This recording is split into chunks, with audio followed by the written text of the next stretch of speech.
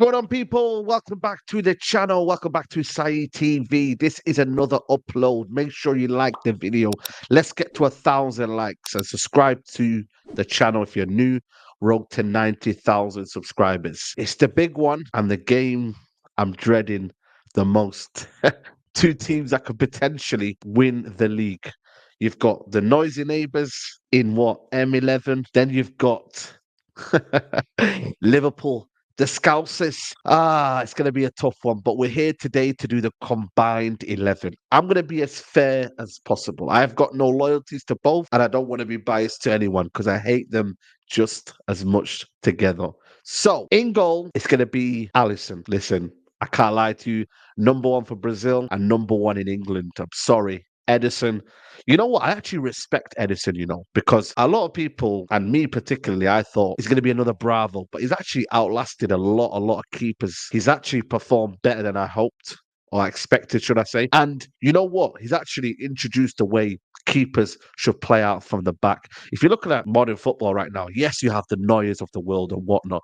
But if you look at the Premier League, now everyone mimics their game around Edison. But if you want a keeper who's strong, who's physical, who is so Schmeichel-esque in terms of the way he saves and is so reliable. That's the key word about Alisson.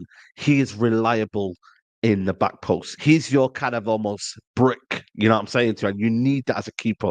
You feel safe with Alisson. And like I said to you, I've tried the David De Gea comparisons. I've tried to do it, but you know what? Alisson has been clear for the past couple of years, and he gets in goal. Right back, Kyle Walker or Trent? And you know what? I'm going for Trent Alexander-Arnold. He's got the highest assist now in the Premier League for a defender. And you know what it is, yeah? I feel like for me, I don't think Kyle Walker's now showing his age, and it's kind of almost like the end of Kyle Walker, yeah. But I feel like this season, defensively, he's been caught out a few times, man. I've seen City fans moaning at Kyle Walker. I've seen City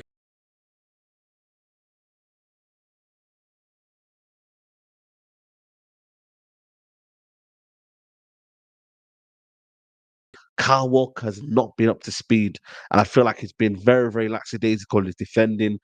And I feel like Trent's got a bit stronger in that. Yes, he's been injured for a few times this season, but when he's played, man, Trent Alexander-Arnold, and the way he sees the game, he can play midfield, he can play right back. He's just mastered that role now of inverting as a fullback. Not that Kyle Walker can't do it, but I'm going to give it to Trent Alexander-Arnold. Maybe this is the kind of almost a baton kind of changing. The time's changing now in terms of Trent is now going to be that number one, both England and just in general.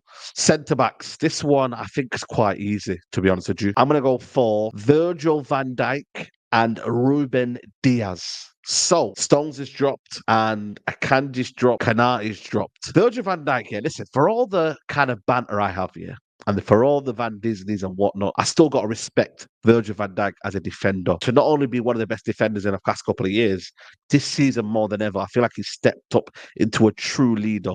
He stepped up and you can see, for me, he's got that kind of like bit between his teeth. He's got that chip on his shoulder now. He means business and he's just struck me as a leader. Big games, big goals, and just in general, man, a mean defender this season. You can see, man, like Liverpool have looked good defensively. And I'm going to put in Diaz in there, another leader, another marshal at the back, another one who's reliable for Manchester City and has been their best defender for a couple of years now. Yeah, Stones, the way he plays out from the back and everything, amazing. Absolutely amazing. But if you're looking at a guy who has been a rock at the back and has been resilient, Ruben Diaz. And then we go for left back. Unfortunately, Man City, even though Gavardio's coming this season, even though I think Ake is very, very underrated, but it's got to be Robertson at left back. Even though he's been injured for large parts of the season this season already, I still think for me, Robertson is just a better left back and it's probably the natural left back in there. I ain't gonna lie to you. I feel like I was tending to go towards Ake, but I'm going to stick with Robertson. I think he still shows better principles as a left back than maybe Ake does, especially going forward as well. Midfield, boy, this is going to get interesting. This one here might rattle a few cages. Who knows? It may be logical. I'm going to put McAllister in there. So I'm going for a 4-3-3, right? I'm going to go for McAllister on the right side. Actually, double pivot. I'm going to go for a double pivot. McAllister, what a signing. For me as well, one of the bargains of the season. Nobody can dispute that. One of the bargains of the season. Coming at 35 million. For me, he's had a slow start, don't get me wrong, but listen, since the turn of the year, since December time, I think he's been outstanding.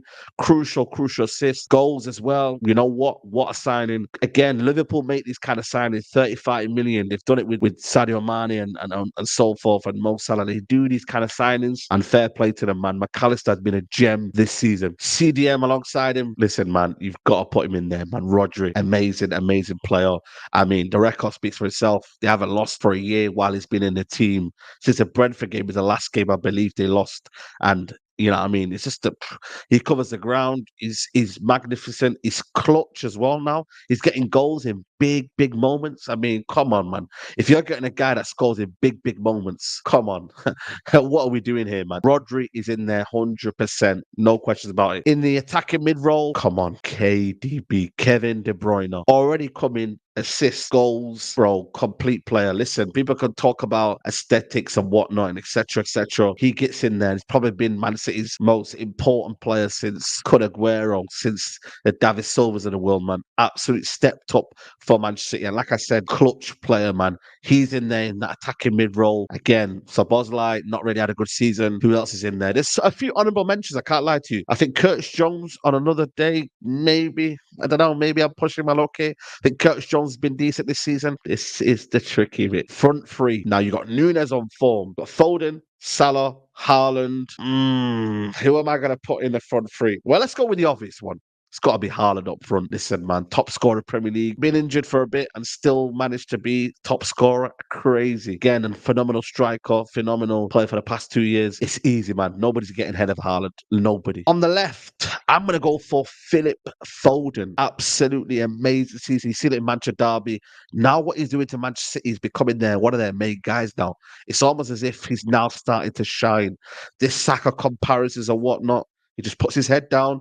And you know what? It's one of them players that I always say to myself, I would want him at Man United. It's not a lot of Man City. Well, I say that probably everyone gets into my United team, but it's not often that I say I would want that guy in my team no matter what. And it's just happened to be on the wrong side of Manchester. Phil Foden, amazing player. Right wing, we are going to go for Darwin. No, joking. Mo Salah.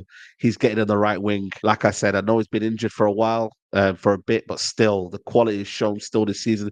Still got goals. Still a phenomenal player. Again, a man who loves scoring goals. Doesn't keep stopping, keeps improving, keeps on becoming that clutch player for Liverpool.